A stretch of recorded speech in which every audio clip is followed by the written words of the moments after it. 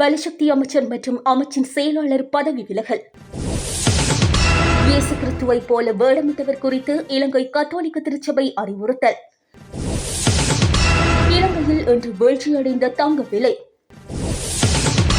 கைப்பற்றப்பட்ட படகில் 400 கோடி ரூபாய் பெறுமதியான ஹெரோயின் மீட்பு. அகங்கல்லவில் துப்பாக்கி சூடு ஒழுங்கமைக்கப்பட்ட குற்ற செயல்களோடு தொடர்புடைய பொடிப்பட்டி இலக்கு. தையிட்டி விகாரை காணியளவீட்டை தடுக்க விகாராதிபதி முறைப்பாடு.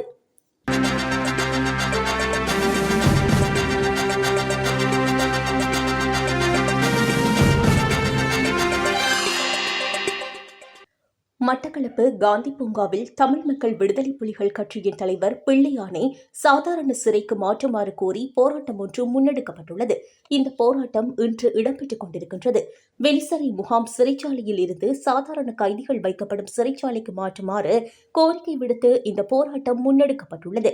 மேலும் அவருக்காக உண்ணாவிரத போராட்டத்தில் ஈடுபட உள்ளதாகவும் தெரிவிக்கப்பட்டுள்ளது. இந்த அமைதி போராட்டத்தில் கட்சியின் தொண்டர்கள் கருப்பு பட்டியால் வாயை மூடிக்கொண்டு போராட்டத்தில் ஈடுபட்டு வருகின்றனர். எங்களோட அண்ணா ஆயுத போராட்டத்திலிருந்து மீண்டு ஆயுத போராட்டம் வேணாம் என்று சொல்லி ஜனநாயக நீரோட்டத்தில் அரசாங்கத்தோட இணைஞ்சு கொண்டவர். இந்த அரசாங்கம் எங்களோட அண்ணாக்கு இப்படியான ஒரு வேலையை செய்து நாங்க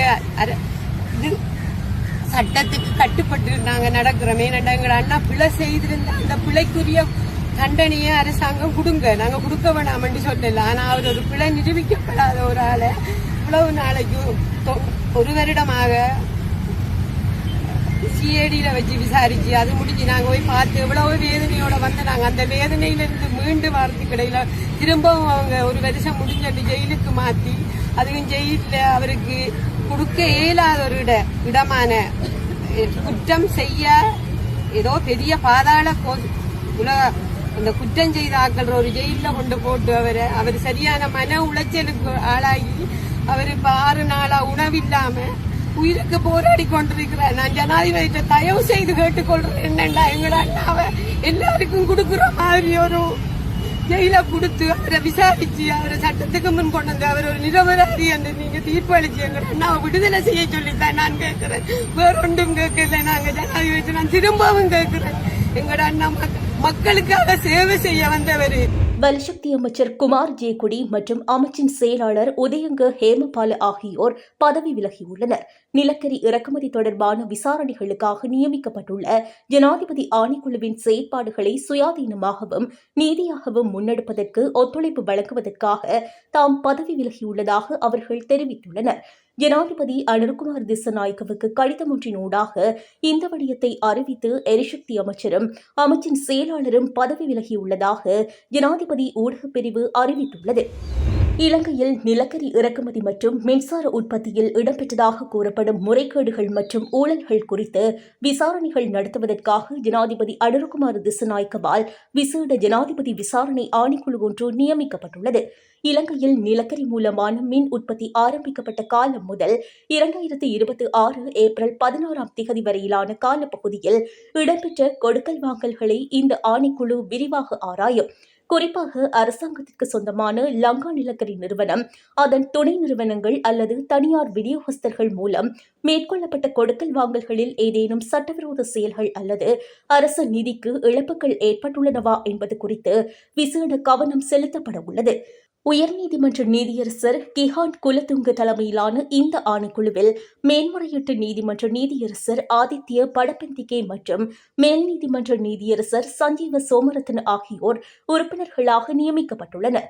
அத்துடன் முன்னாள் அமைச்சின் செயலாளர் PV பந்துலசேன இந்த ஆணைக்குழுவின் செயலாளராக பணியாற்றுகின்றார்.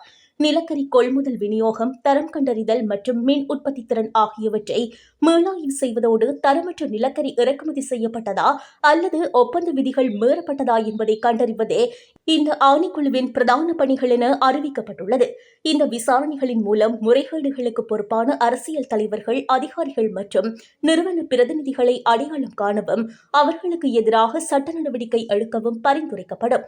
மேலும் எதிர்காலத்தில் இவ்வாறான முறைகேடுகள் மீண்டும் நிகழாத வண்ணம் முறையான பாதுகாப்பு நடைமுறைகளையும் சீர்திருத்தங்களையும் முன்மொழியுமாறு ஜனாதிபதி செயலகம் இந்த ஆணைக்குழுவிற்கு பணித்துள்ளது. காலி அகுங்கல்ல லோகஸ்வத்த மயானத்திற்கு அருகில் ஒழுங்கமைக்கப்பட்ட குற்ற செயல்களோடு தொடர்புடையதாக கருதப்படும் பொடிப்பட்டி என்பவரை குறிவைத்து துப்பாக்கி சூடு நடத்தப்பட்டுள்ளது. முச்சக்கர வண்டியில் பயணித்துக் கொண்டிருந்த போது இன்று அதிகாலை இந்த துப்பாக்கி சூடு நடத்தப்பட்டதாக காவல்துறையினர் தெரிவித்துள்ளனர். எவ்வாறாயினும் இந்த தாக்குதலில் பொடிப்பட்டி எவ்வித காயங்களுமின்றி உயிர் தப்பியுள்ளார். ஒழுங்கமைக்கப்பட்ட குற்ற செயல்களோடு தொடர்புடைய லொக்குப்பட்டியின் சகோதரரே இந்த பொடிப்பட்டி என காவல்துறையினர் மேலும் குறிப்பிட்டுள்ளனர். துப்பாக்கி சூட்டை நடத்திய சந்தேக நபர்கள் இதுவரை அடையாளம் காணப்படவில்லை என்பதோடு இது தொடர்பான மேலதிக விசாரணைகளை காவல்துறையினர் முன்னெடுத்து வருகின்றனர். தையிட்டி விகாரை அமைந்துள்ள காணிகளை அளவீடு செய்வதை தடுத்து நிறுத்தக் கோரி விகாராதிபதி பலாலி போலீஸ் நிலையத்தில் முறைப்பாடு செய்துள்ளார். தையிட்டி விகாரை அமைந்துள்ள காணியின் உரிமையாளர்களில் 17 பேரின் காணிகளை இன்றைய தினம் வெள்ளிக்கிழமை அளவீடு செய்வது எனவும் அதற்கு காணி உரிமையாளர்கள் சம்மதிக்க வேண்டுமெனவும் கடந்த 11ஆம் திகதி கடற்தொழில் அமைச்சர் இ சந்திரசேகர் மற்றும் மாவட்ட செயலர் ம பிரதீபன் ஆகியோர் காணி உரிமையாளர்களிடம் கோரியுள்ளனர். அதன் அடிப்படையில் இன்றைய தினம் காணி அளவீட்டு பணிகளை முன்னெடுக்க நடவடிக்கைகள் எடுக்கப்பட்ட நிலையில் நேற்றைய தினம் தையிட்டி விகாரை விகாராதிபதி இன்தோட்டை நந்தராம தேரர் விகாரை காணியினை சட்டவிரோதமாக அளவீடு செய்ய முயல்வதாக பலாலி போலீஸ் நிலையத்தில் முறைப்பாடு செய்துள்ளார். அதேவேளை நேற்றைய தினம் இரவு 3 பேருந்துகளில் தென்னிலங்கையில் இருந்து விகாரை வழிபாட்டிற்கு என பலர் வருகை தந்து விகாரையில் தங்கியுள்ளனர்.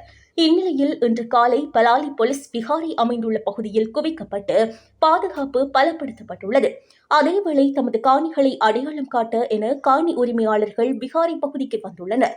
இருந்தபோதிலும் காலை 9:30 மணி வரையில் காணி அளவீட்டு பணிகளுக்கு காணிகளை அடையாளம் காட்ட வருமாறு காணி உரிமையாளர்களுக்கு அழைப்பு விடுத்த கடற்தொழில் அமைச்சர், மாவட்ட செயலர், தெல்லிப்பளை பிரதேச செயலர் உள்ளிட்ட எவரும் அந்த இடத்திற்கு வருகை தராத நிலையில் காணி உரிமையாளர்கள் மத்தியில் அச்சநிலை உருவாகியுள்ளது. அதேவேளை காணி அளவீட்டு பணிகள் தொடர்பில் புத்தசாசன அமைச்சோ மாவட்ட செயலரோ தனக்கு உத்தியோகபூர்வமாக அறிவித்தலதையும் வழங்கவில்லை. உத்தியோகபூர்வ அறிவித்தல் எதுவும் இல்லாமல் விகாரை காணிகளை அளவீடு செய்ய அனுமதிக்க முடியாது என விகாராதிபதி திட்டவட்டமாக தெரிவித்துள்ளார். சர்வதேச சந்தையில் தங்கத்தின் விலை இன்று அதிகரிப்பை பதிவு செய்துள்ளது. இதன்படி 1 அவுன்ஸ் தங்கத்தின் விலை $4,800 உயர்ந்துள்ளது. 1 அவுன்ஸ் வெள்ளியின் விலை $79 விற்பனை செய்யப்படுகின்றது. இந்நிலையில் இலங்கையில் தங்கத்தின் விலை வீழ்ச்சியை பதிவு செய்துள்ளது. நேற்றைய தினத்துடன் ஒப்பிடுகையில் இன்றைய தினம் தங்க விலை $2,000 குறைந்துள்ளதாக அகில இலங்கை நகையக வியாபாரிகள் சங்கம் தெரிவித்துள்ளது. அந்த வகையில் தற்போதைய தங்க விலை நிலவரப்படி 24 கேரட் தங்கம் பவுன் ஒன்று $4,00,000 விற்பனை செய்யப்படுகின்றது. 22 கேரட் தங்க பவுன் ஒன்று $3,67,000 விற்பனை செய்யப்படுகின்றது. இதன்படி 24 கேரட் தங்கத்தின் 1 கிராமின் விலை $50,000 22 கேரட் தங்கத்தின் 1 கிராமின் விலை $45,875 விற்பனை செய்யப்படுகின்றது. தென்கடற்பரப்பில் வைத்து கடற்படையினரால் கைப்பற்றப்பட்டு இன்று காலை திக்கோவிட்ட மீன்பிடி துறைமுகத்திற்கு கொண்டுவரப்பட்ட நெடுநாள் மீன்பிடி படகில் இருந்து சுமார் 150 கிலோகிராம் ஹெரோயின் போதைப்பொருள் மீட்கப்பட்டுள்ளது. கைப்பற்றப்பட்ட இந்த போதைப் பொருட்களின் சந்தை பெறுமதி சுமார் 400 கோடி ரூபாய் என மதிப்பிடப்பட்டுள்ளது. இதுகுறித்து பாதுகாப்பு பிரதி அமைச்சர் மேஜர் ஜெனரல் அருண ஜெயசேகர கருத்து தெரிவிக்கையில், குறித்த மீன்பிடி படகில் 6 உரப்பைகளில் பொதி செய்யப்பட்ட நிலையில் இந்த ஹெரோயின் போதைப்பொருள் கண்டுபிடிக்கப்பட்டதாக குறிப்பிட்டுள்ளார். பொது போக்குவரத்து சேவையை நவீனமயப்படுத்தும் நோக்கில் இலங்கை போக்குவரத்து சபைக்கு சொந்தமான பேருந்துகளில் பயண கட்டணங்களை செலுத்துவதற்காக பிரத்யேக அட்டை முறையை அறிமுகப்படுத்த திட்டமிட்டுள்ளதாக சபையின் தலைவர் சஜீவ கனகரத்ன தெரிவித்துள்ளார். இலங்கை போக்குவரத்து சபையின் சேவைகளை முழுமையாக டிஜிட்டல் மயமாக்கும் இலக்கின் ஒரு பகுதியாக இந்த நடவடிக்கை எடுக்கப்பட்டுள்ளது. எதிர்வரும் சில மாதங்களுக்குள் இந்த புதிய முறைமையை நடைமுறைப்படுத்த எதிர்பார்ப்பதாக தலைவர் குறிப்பிட்டுள்ளார். பொது போக்குவரத்து துறையில் அடுத்த 3 ஆண்டுகளுக்குள் பாரிய தொழில்நுட்ப மாற்றங்களையும் முன்னேற்றங்களையும் ஏற்படுத்த திட்டமிடப்பட்டுள்ளது. இதன் மூலம் பயணிகள் பணத்தை நேரடியாக கையாள்வதை தவிர்த்து இலகுவான மற்றும் பாதுகாப்பான முறையில் கட்டணங்களை செலுத்த வழிவகை செய்யப்படும். மறைமாவட்ட மக்கள் போலியானவர்களை கண்டு ஏமாற வேண்டாம் என்று இலங்கை கத்தோலிக்க திருச்சபை எச்சரிக்கை விடுத்துள்ளதாக ஆங்கில ஊடகம் ஒன்று செய்தி வெளியிட்டுள்ளது. நீர்கொழும்பு பகுதியில் இயேசு கிறிஸ்துவை போன்ற தோற்றத்தில் வேடமிட்டு நடமாடியவரால் ஏற்பட்ட பரபரப்பை தொடர்ந்து இந்த அறிவிப்பு வெளியாகியுள்ளது. வெளிநாட்டு பிரதியொருவர் இயேசு கிறிஸ்துவை போன்ற உடை மற்றும் தோற்றத்தில் நீர்கொழும்பின் பல்வேறு பகுதிகளுக்கு சென்றுள்ளார். குறிப்பாக அவர் கட்டுவாப்பிட்டி தேவாலயத்திற்கு சென்று அங்கு வழிபாட்டில் ஈடுபட்டிருந்த மக்களிடையே பெரும் குழப்பத்தை ஏற்படுத்தியுள்ளார். அவர் அங்கே தோன்றியதும் அங்கிருந்த மக்கள் சிலர் இவரை இயேசுவென நினைத்து வழிபடத் தொடங்கியதாக கூறப்படுகின்றது. அதனைத் தொடர்ந்து அவர் நீர்கொழும்பு கிராண்ட் ஸ்ட்ரீட் தேவாலயத்திற்கு சென்றுள்ளார். நிலைமையை உணர்ந்த அங்கிருந்த மதகுருக்கள் உடனடியாக காவல்துறைக்கு தகவல் வழங்கினர். விரைந்து செயல்பட்ட காவல்துறையினர் அவரை அங்கிருந்து வெளியேற்றியதுடன் அவர் இலங்கையிலிருந்து நாடு கடத்தப்பட்டதாகவும் தகவல்கள் தெரிவிக்கின்றன. இதேவேளை இதுகுறித்து கருத்து தெரிவித்த ஊடக தொடர்பாடல் பணிப்பாளர் அருட்தந்தை ஜூட் கிருஷந்த, மக்கள் புத்திசாலித்தனமாக செயல்பட வேண்டும், இத்தகைய போலியானவர்களை கண்டு ஏமாறக்கூடாது, மக்கள் விழிப்புணர்வோடு இருக்க வேண்டும் மற்றும் பைபிளில் போதிக்கப்பட்டுள்ள உண்மைகளை சரியாக புரிந்து கொள்ள வேண்டும் என தெரிவித்துள்ளார். 2026ஆம் ஆண்டிற்கான முதலாம் தர கல்வி சீர்திருத்தங்களை நடைமுறைப்படுத்தும் பணிகள் முன்னெடுக்கப்பட்டு வருவதாக கல்வி, உயர்கல்வி மற்றும் தொழிற்கல்வி அமைச்சின் செயலாளர் நாலக்க கலவெவ அறிவித்துள்ளார். அவர் மேலும் தெரிவிக்கையில், முதலாம் தர மாணவர்களின் 2ஆம், 3ஆம் தவணைகளுக்குரிய பயிற்சி நூல்களை விநியோகிக்கும் பணிகள் ஏற்கனவே ஆரம்பிக்கப்பட்டுள்ளன. எதிர்வரும் ஏப்ரல் 30ஆம் திகதிக்குள் அனைத்து பாடசாலைகளுக்கும் இந்த நூல்களை விநியோகித்து முடிக்க திட்டமிடப்பட்டுள்ளது. புதிய பாடத்திட்டம் தொடர்பான விழிப்புணர்வு மற்றும் பயிற்சிகள் மாகாண ஆரம்ப கல்வி பணிப்பாளர்கள், ஆசிரியர்கள், ஆலோசகர்கள் மற்றும் ஆசிரியர்களுக்கு ஏற்கனவே வழங்கப்பட்டுள்ளன. மேலதிகமாக தேவைப்படும் பயிற்சிகளை மே 16ஆம் திகதிக்குள் முழுமையாக நிறைவு செய்யுமாறு மாகாண பணிப்பாளர்களுக்கு அறிவுறுத்தல் வழங்கப்பட்டுள்ளது. முதலாம் தவணைக்குரிய பாடப்பரப்புகளை பூர்த்தி செய்ய முடியாத பாடசாலைகள் இருப்பின் அவற்றை 2ஆம் தவணையில் நிறைவு செய்ய தேவையான நடவடிக்கைகளை எடுக்குமாறு அதிபர்களுக்கு ஆலோசனை வழங்கப்பட்டுள்ளன. இந்த புதிய சீர்திருத்தங்கள் மூலம் மாணவர்களின் கற்கும் திறனை மேம்படுத்தவும், நவீன கல்வி முறைமையை அறிமுகப்படுத்தவும் அமைச்சு இலக்கு நிர்ணயித்துள்ளது என தெரிவித்துள்ளார். இதுபோன்ற செய்திகளை தெரிந்து கொள்ள யாழ் டிவி நியூஸ் சேனலை சப்ஸ்கிரைப் செய்து அருகே இருக்கிற பெல் பட்டனையும் கிளிக் செய்து கொள்ளுங்க. மேலும் இதுபோன்ற செய்திகளை உடனுக்குடன் தெரிந்து கொள்ள யாழ்டிவி.com எனும் இணையதளத்தின் வாயிலாக எங்களோடு இணைத்துக் கொள்ளுங்கள்.